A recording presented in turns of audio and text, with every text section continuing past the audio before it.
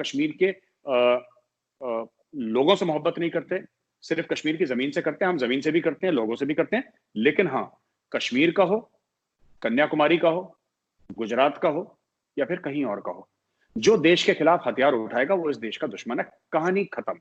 आप ये नहीं कह सकते। कल भी एक पाकिस्तानी पैनलिस्ट टीवी पे वो ब्रिगेडियर साहब थे, वो कह रहे थे कि पाकिस्तानी आर्मी के साहब वो आदिल अहमद डर है, जो कि सुसाइड बॉम्बर था पुलवामा का, जिसने 40 सीआरपीएफ के जवान हमारे उसमें खत्म हो गए, वो वीर गति को प्राप्त हो गए 40 से। तो उसके साथ ज्यादती करी थी, उसको थप्पड़ वप्पड़ मारा था। तो अगर मैं किसी को थप्पड़ मार दूं, फॉर एग्जांपल, एक तो पता नहीं कहां से इन्होंने स्टोरी सुनी है, पाकिस्तान में बैठे बैठे थे, पर इनको स्टोरी सुन गई इनको कि कहीं थप्पड़ मारा था। अगर आप किसी को थप्पड़ मारेंगे, कोई मुझे थप्पड़ मारेगा तो मैं भी तो उसको थप्पड़ मारूंगा।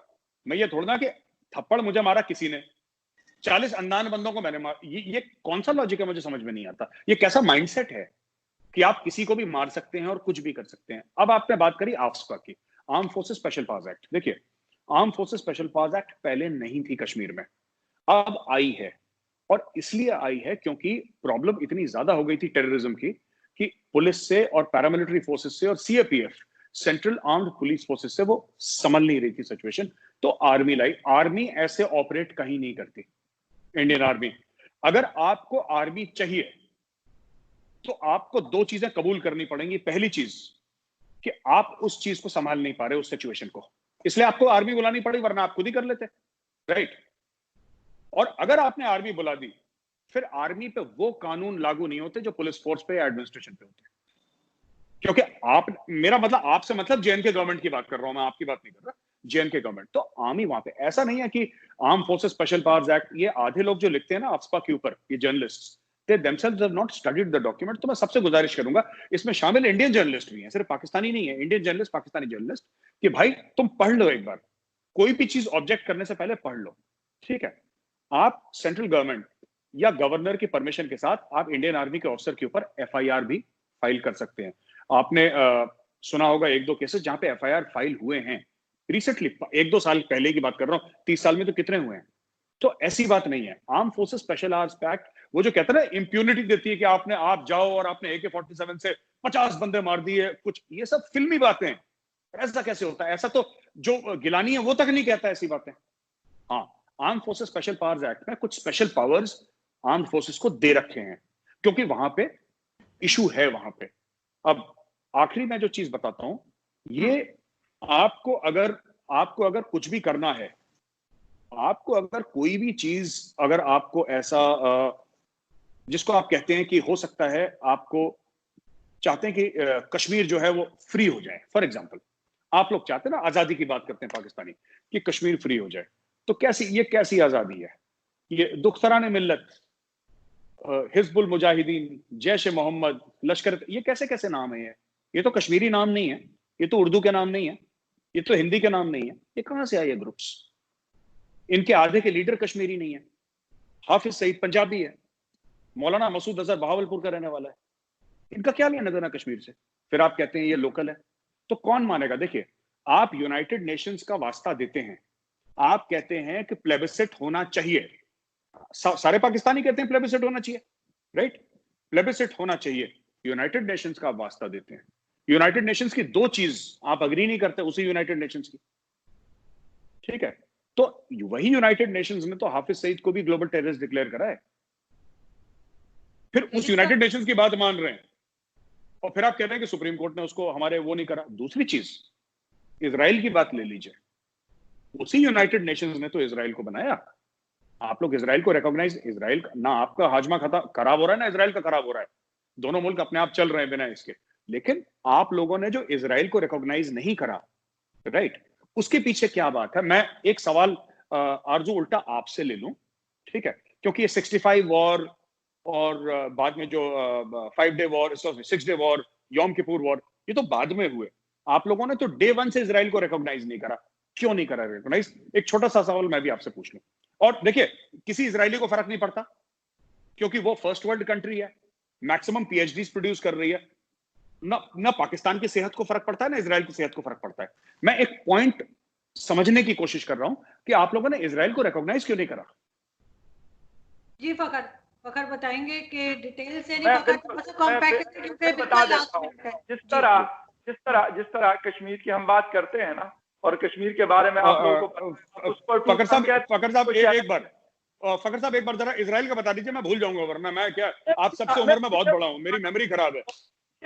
फलस्तीन के साथ वहां पे आके उन्होंने कब्जा किया। इजराइल का अपना वो मुल्क नहीं है। वहां पे अगर लेट सपोज मैं जाके आपके किसी शहर में मतलब जायदादें खरीदना शुरू कर दो, फिर शहर पे कब्जा कर दूं, तो मेरा तो नहीं हो जाएगा ना, वो हिंदुस्तान का ही है, या हिंदुस्तान जो वहां के लोग हैं उनका है। मैं उस मतलब ठीक है, मैं वहां फकर साहब एक मिनट जी के साथ, फलस्तीन के साथ पाकिस्तान, उसको कहते हैं हम बैतुल मुकद्दस को क़िबला अव्वल, जहां पे हम लोग सजदे रेज होते हैं मुसलमान, ठीक है। उसके बाद काबाया सबसे पहले वही था।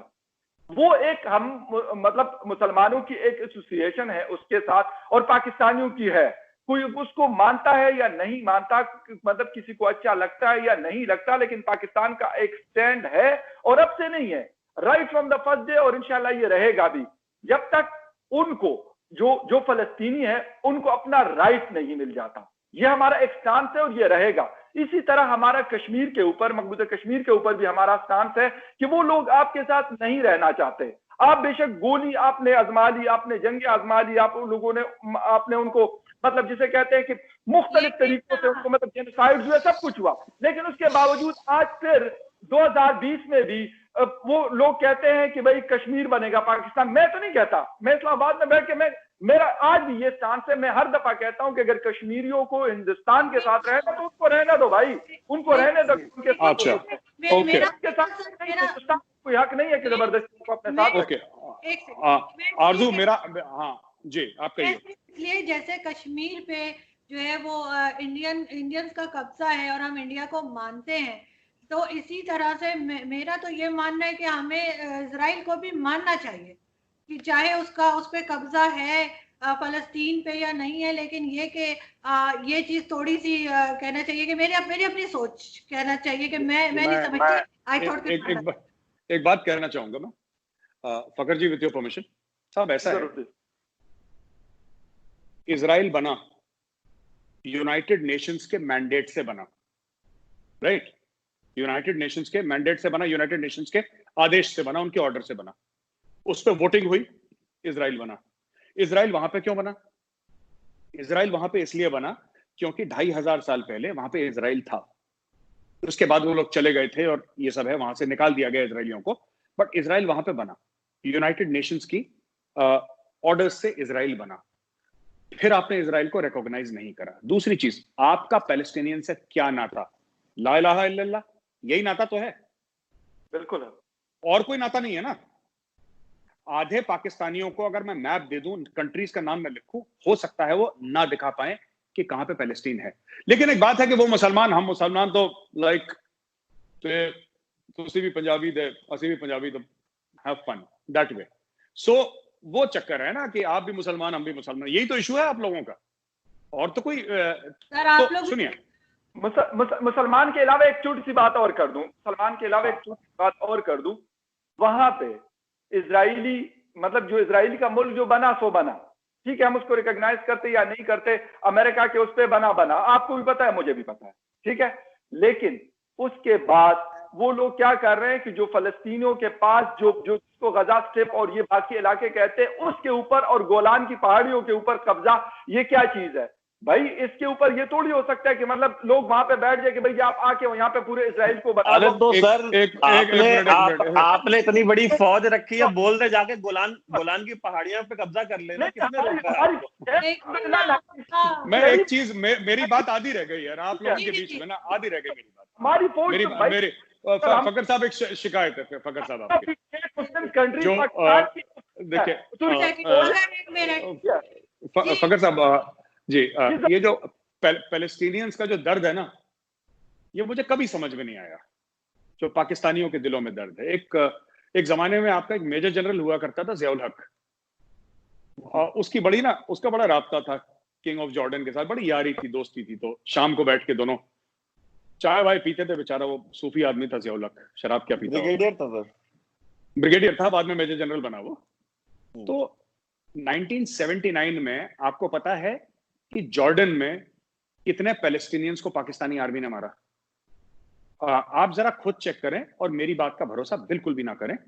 मैं आपको बता रहा हूं, पाकिस्तान आर्मी ने, मैं नाम बता रहा हूं अफसर का, उस जमाने का ब्रिगेडियर ज़ियाउल हक, जो बाद में आपका प्रेसिडेंट बना और आपका आर्मी चीफ बना, डिक्टेटर था पाकिस्तान का, उसने कितने हजार फिलिस्तीनी मारे, मैं नंबर नहीं बताऊंगा।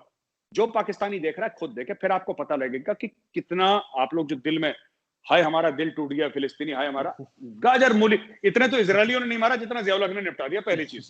और हजारों की, आप खुद पता लगाइए, मैं नहीं बोलूंगा आपको, क्योंकि अगर मैं बताऊंगा यहाँ पे फिर लोग बोलेंगे साहब ये तो गलत बोल रहे हैं मेजर साहब। मैं गलत नहीं बोल रहा, आप खुद पता लगा लो। दूसरी चीज मैं पता लगाना बताऊंगा आपको, ठीक है? ये जो आप कह रहे हैं ना गोलान हाइट्स पे कैप्चर हुआ, और ये जो आप कह रहे हैं कि गाजा स्ट्रिप की बात, ये बहुत बाद में हुआ है। इजराइल 46, 47, 48, 3 साल बता रहा हूं, 46, 47, 48, राइट?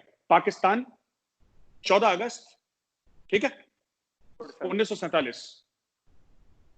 आपने क्यों नहीं रिकॉग्नाइज करा इजराइल को? अगर आप रिकॉग्नाइज करते और फिर बाद में बोलते कि तुमने गलत काम करा है हमारे मुसलमान भाइयों के साथ, तुमने पैलेस्टीन पे कब्जा कर लिया, तुमने गाजा स्ट्रिप पे कब्जा कर लिया, हम तुम्हारे साथ डिप्लोमेटिक रिलेशन तोड़ते हैं, तो मुझे बात समझ में आ जाती कि हाँ, आपने मॉरल स्टैंड